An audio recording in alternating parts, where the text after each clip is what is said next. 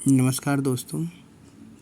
जैसे कि आप जानते हो कक्षा 12वीं का भौतिक विज्ञान का पेपर जो कि हो चुका है 6 तारीख को था दोपहर की शिफ्ट में। तो ये आदिम जाति कल्याण विभाग जिसे हम ट्राइबल के नाम से जानते हैं उसका अर्धवार्षिक का पेपर है जो 2021-22 के लिए है। इसमें वस्तुनिष्ठ प्रश्नों को मैं आपको हल करके दे रहा हूँ, तो अब देखेंगे ये मेरे अनुसार ये आंसर है। तो चलिए हम बेटा आगे की ओर बढ़ते हैं, प्रश्न की ओर, है ना।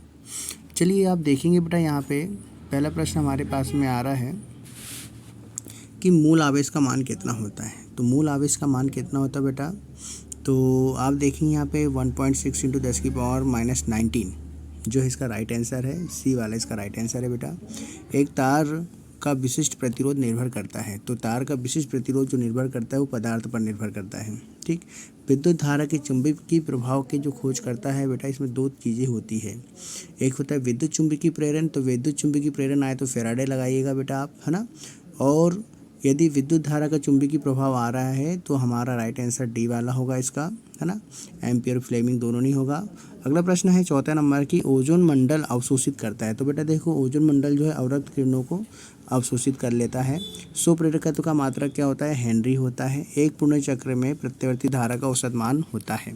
तो देखेंगे बेटा यहाँ पे एक पूर्ण चक्र की बात की गई है ना, तो इसलिए इसमें जो है पहला भी इसका राइट आंसर नहीं है, पहला नहीं आएगा, दूसरा नहीं आएगा, तीसरा भी नहीं आएगा। तो हमारे पास में से इसका जो राइट आंसर डी है, क्योंकि उसका राइट आंसर होता है 0। एक पूर्ण चक्र में प्रत्यावर्ती धारा का औसत मान 0 होता है, जो कि इसमें नहीं है, तो इसका आंसर डी वाला होगा। क्रांतिक कोण का मान क्या होगा भैया, है ना। तो क्रांतिक कोण की बात की जा रही बेटा यहाँ पे, तो पहला नहीं होगा, तीसरा नहीं होगा, और मतलब तीसरा और चौथा तो होगा ही नहीं। अब दूसरा और पहले में डाउट है, तो इसका बेटा दूसरा वाला मतलब जो है बी वाला इसका राइट आंसर होगा। कौन सा इसका राइट आंसर होगा, बी वाला राइट आंसर। चलिए अगले प्रश्न की ओर चलते बेटा। प्रश्न क्रमांक दूसरा है, रिक्त स्थानों की पूर्ति कीजिए। तो प्रश्न क्रमांक दूसरा आप देखेंगे बेटा, ये भी बहुत इंटरेस्टेड क्वेश्चन है। आवेश का विमी सूत्र होता है, तो आवेश का मात्रक, विमी सूत्र, प्रकृति, तीनों आपको पता होना चाहिए। आवेश का मात्रक कूलाम होता है, ठीक है। और आवेश का सबसे बड़ा जो मात्रक होता है वो होता है फेराडे, ठीक। और सबसे छोटा फ्रैंकलिन होता है। तो आपको मैंने बताया था लास्ट टाइम कि एक फेराडे बराबर होता है 96,500 कूलाम। तो चलिए यहाँ पे आवेश का विमी सूत्र पूछा जा रहा है, तो आवेश का विमी सूत्र हमारे पास में 80 हो जाएगा। दो समांतर चालकों में एक ही दिशा में धारा प्रवाहित हो रही है, तो जब एक ही दिशा में हो रही है बेटा, तो उसमें क्या होगा, आकर्षण होगा। क्या आएगा इसका राइट आंसर, आकर्षण, ठीक है। अब आता है मीटर सेतु के सिद्धांत पर कार्य करता है, तो मीटर सेतु हमारा व्हीट स्टोन सेतु के सिद्धांत पर कार्य करता है ना। व्हीट स्टोन सेतु के सिद्धांत पर कार्य करता है। प्रेरित विद्युत वाहक बल के कारण उत्पन्न होती है भैया, प्रेरित विद्युत वाहक बल खालिस्तान के कारण उत्पन्न होता है, तो चुंबकीय फ्लक्स में परिवर्तन के कारण होता है। किसके कारण, चुंबकीय फ्लक्स में परिवर्तन के कारण प्रेरित विद्युत वाहक बल उत्पन्न होता है। अंधेरे में फोटोग्राफी के लिए अवरक्त किरणों का उपयोग किया जाता है। किसका बेटा, अवरक्त को ही हम उष्मीय किरणें भी कहते हैं। फोकस दूरी के व्युत्क्रम की लेंस की खालिस्तान कहते हैं, तो लेंस की उसको क्या कहते हैं, क्षमता कहते हैं। क्या कहते हैं, इसकी लेंस की क्षमता कहते हैं। अगला 7वां प्रश्न आता है कि साबुन का बुलबुला खालिस्तान के कारण रंगीन दिखाई देता है, तो इसका आंसर है व्यतिकरण। किसके कारण बेटा, व्यतिकरण के कारण ये हमें कैसे दिखाई देता है, रंगीन। प्रश्न क्रमांक 3 है, सही जोड़ी बनाइए। तो प्रश्न क्रमांक 3 क्या है, खतरे के निशान के लिए आपको पता है बेटा लाल रंग का उपयोग किया जाता है, आपने देखा होगा। तो ये जो लाल वाला है वो पहले वाले का हमारा राइट आंसर हो जाएगा, ठीक है। तो पहले का क्या जाएगा, ये लाल, ठीक।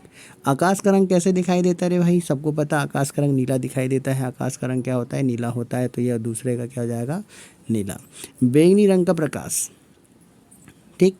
अब यहाँ पे देखो भैया, विचलन की बात की जा रही है, तो प्रिज्म द्वारा सर्वाधिक विचलन होता है कौन सा, बैंगनी रंग का, जो कि आधार की ओर होता है। लाल रंग का जो प्रकाश, अच्छा लाल रंग का जो प्रकाश होता है बेटा, कांच में अधिकतम चाल होती है। लाल रंग की जो प्रकाश होती है वो क्या हो जाएगा बेटा, हमारे पास में क्या हो जाएगा, ठीक है। अब आता है पीला, पीले रंग को माध्य प्रकाश कहते हैं, ठीक है। अब हम थोड़ा आगे बात करते हैं कि दृश्य प्रकाश किरणों की तरंगधैर्घ्य होती 10⁻⁻6 मीटर, तो ये क्या जाएगा, 10⁻⁻6 मीटर। और ब्रूस्टर का नियम प्रकाश ध्रुवन के लिए लागू होता है। किसके लिए, प्रकाश ध्रुवन के लिए लागू होता है। ये 7वें नंबर का हो जाएगा आपका, ठीक है, तो समझ में आ गया बेटा आपको यहाँ पर। तो लाल क्या हो जाएगा, पहले का हो जाएगा, ये दूसरे के लिए हो जाएगा, माध्य प्रकाश पाँचवें के लिए हो जाएगा, दृश्य प्रकाश की कोटि क्या हो जाएगी हमारे पास में, ये छठवें के लिए ये हो जाएगा आपका विचलन कोण, ब्रूस्टर का नियम भी हो गया ना, विचलन कोण सर्वाधिक किसके लिए होता है, तीसरे नंबर के लिए होता है। लाल रंग के लिए क्या हो जाएगा, प्रकाश की चाल सर्वाधिक होगी है, चौथे नंबर पे आ जाएगा। इस प्रकार से आपका कोड बन जाएगा, है ना। तो कोड पेपर में क्या बनेगा आपका 634751। ठीक, चलिए अगला प्रश्न की ओर चलते हैं, चौथा प्रश्न जो कि लास्ट प्रश्न है। एक विद्युत द्विध्रुव के कारण किन बिंदुओं पर विभव का मान शून्य होता है। तो भाई विद्युत द्विध्रुव की बात कर रहे हैं और विभव का मान वो भी निरक्षीय स्थिति में होता है। तो निरक्षीय स्थिति में या विद्युत द्विध्रुव के लंबवत, है ना, विभव का मान कितना होता है, शून्य होता है। निरक्षीय स्थिति में या लंबवत बोल सकते हैं। विभवमापी का उपयोग तो आपको पता होना चाहिए, विभवमापी का उपयोग क्या होता है बेटा, किन्हीं दो बिंदुओं के मध्य विभवांतर ज्ञात करने में, विभव ज्ञात करने में इसका उपयोग किया जाता है। दो सेलों के विद्युत बहाव की तुलना करने में इसका उपयोग किया जाता है। अब आता है बेटा धारा मापी को अमीटर में कैसे बदले।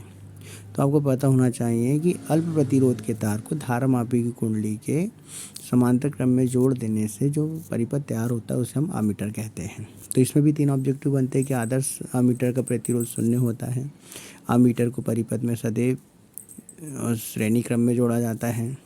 ठीक है, चुंबकीय फ्लक्स का मात्रा क्या होता है, चुंबकीय फ्लक्स का मात्रक होता है बेटा वेबर। चुंबकीय फ्लक्स का मात्रा क्या होगा, वेबर हो जाएगा। ठीक है, अब विद्युत चुंबकीय तरंगे कैसी होती है, अनुप्रस्थ होती है। चौक कुंडली का उपयोग क्या होता है बेटा, देखो चौक कुंडली का उपयोग जैसे कि आपने देखा होगा परिपथ में धारा को नियंत्रित करने में इसका उपयोग किया जाता है। प्रतिघात का मात्रक, तो बेटा लास्ट क्वेश्चन हमारे पास में प्रतिघात का मात्रक सबको पता है क्या हो जाएगा बेटा, ओम हो जाएगा, है ना, ओम ही होगा बेटा, ना। प्रतिघात, ये प्रतिबाधा बात करेंगे कि परिपथ का होता है तो इसका मात्रक क्या हो जाएगा, ओम हो जाएगा। चलिए बेटा हम आगे देखते हैं जो कि प्रश्न हमारे पास में है। चलिए अब ये प्रश्न देखेंगे बेटा, यहाँ पे प्रश्न क्रमांक 5 से लेकर आगे दिए हैं, तो सब इम्पोर्टेंट प्रश्न हैं। ये प्रश्न आपके पास होगा, आप इसे सॉल्व कर लीजिएगा, नहीं होगा तो आप मुझे बोल दीजिएगा, मैं आपको इसे सेंड कर दूंगा। और ट्राइबल भाग का आप सर्च कर लीजिएगा, जितना आपको दिख रहा होगा तो कर लीजिएगा आप इसमें। जैसे यहाँ पे दिया 5वां की विद्युत द्विध्रुव की परिभाषा है, इसका मात्रक बिंदु सूत्र, है ना। पराविद्युत से आप क्या समझते हैं। प्रश्न क्रमांक 6वां है कि एक फेरेट को परिभाषित कीजिए। इसका अथवा है कि विद्युत क्षेत्र की तीव्रता की परिभाषा लिखिए, इसका एसआई मात्रक लिखिए। प्रश्न क्रमांक 7वां है अतिचालकता को परिभाषित कीजिए, है ना। ओम का नियम कब लागू होता है। 8वां बोल रहा है किसी चालक का विशिष्ट प्रतिरोध किन किन कारकों पर निर्भर करता है ना। तो ऐसे ये प्रश्न दिए तो आप इसे सॉल्व कर लीजिएगा। चलिए ओके, थैंक यू बेटा।